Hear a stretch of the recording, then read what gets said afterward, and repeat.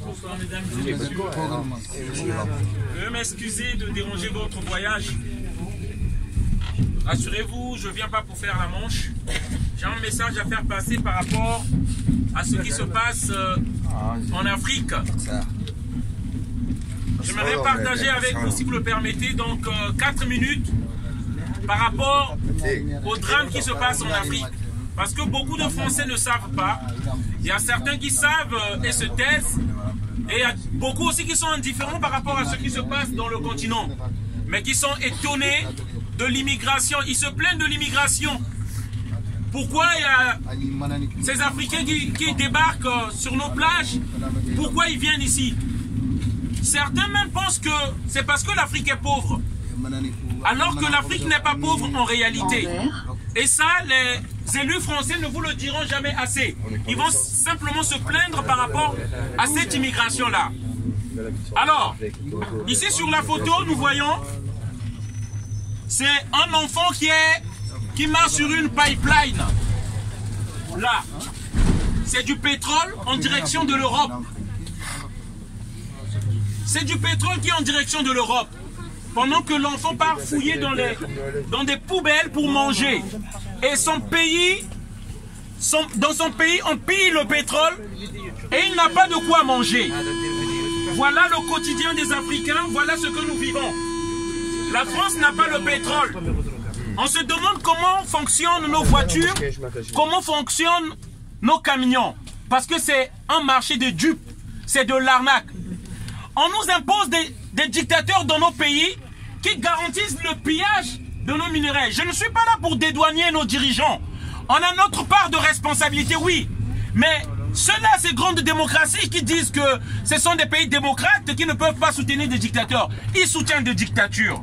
À l'exemple ici, Jacques Chirac, là, qui a soutenu qui a soutenu Omar Bongo, et qui nous a placés au Congo-Brazzaville en dictateur, ça fait plus de 34 ans au pouvoir.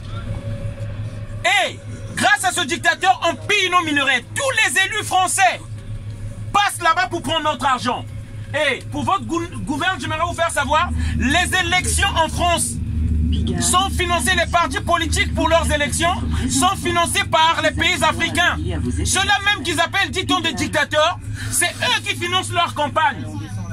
Ce sont les milliardaires qui ont des multinationales dans nos pays qui financent les élections en France. J'aimerais terminer par Eva Joly. Qu'est-ce qu'Eva Joly dit là? Pour que tout le monde sache, dans son livre Extrait de la force qui nous manque, qu'est-ce qu'Eva Joly dit? Les tyrans sont des amis que la France a placés au pouvoir et dont elle protège la fortune et l'influence par de vastes réseaux de corruption. En échange, ils veillent sur les intérêts et les ressources des entreprises françaises venues creuser le sol. Tout ce beau monde a intérêt à ce que rien jamais ne stimule ni les institutions ni l'économie des pays. Donc, l'immigration dont on vient de nous parler ici, pourquoi ces Africains viennent ici?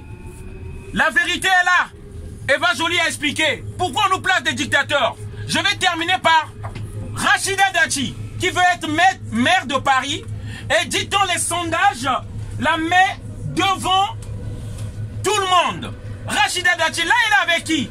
Avec Denis Sassou Nguesso, un dictateur 34 ans au pouvoir, le plus grand criminel d'Afrique centrale. Voilà où vont les élus français. Voilà où vont vos élus. Où est-ce qu'ils partent chercher l'argent? C'est là. Et beaucoup, parce que Rachida Dati a fait un commentaire à la télé pour dire le drame qui s'est passé en Allemagne, c'est de la faute des immigrés. Parce que l'Allemagne a accueilli trop d'immigrés, c'est pourquoi on les a tués. Mais lesquels qui prennent l'argent des Africains pour que ces Africains-là viennent ici? Voilà la réponse. Rachida Dati, que les Français sont prêts encore à voter. Parce que nous avons compris, le citoyen français aime bien ses bourreaux. Il aime bien voter ceux-là, même qui sont toujours au pouvoir. Cette oligarchie, les mêmes, que ce soit la gauche ou la droite, qui viennent tous d'une même école, l'ENA. Voilà, c'est nous-mêmes qui choisissons cette oligarchie. C'est ça qui se passe dans nos pays, c'est voleurs, c'est pourriture. Comme les Rachida Dati. Là, avec un grand criminel, un grand dictateur.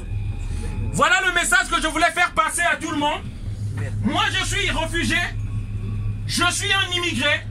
Et là, je vous donne la vision d'un immigré. les réalités qui se passent dans nos pays. Pourquoi nous venons ici?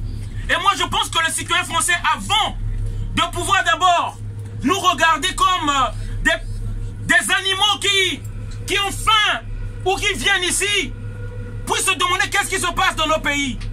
La France ne peut pas accueillir la misère du monde. Mais pourquoi elle a créé qui font les armes au Yémen, qui a détruit la Libye?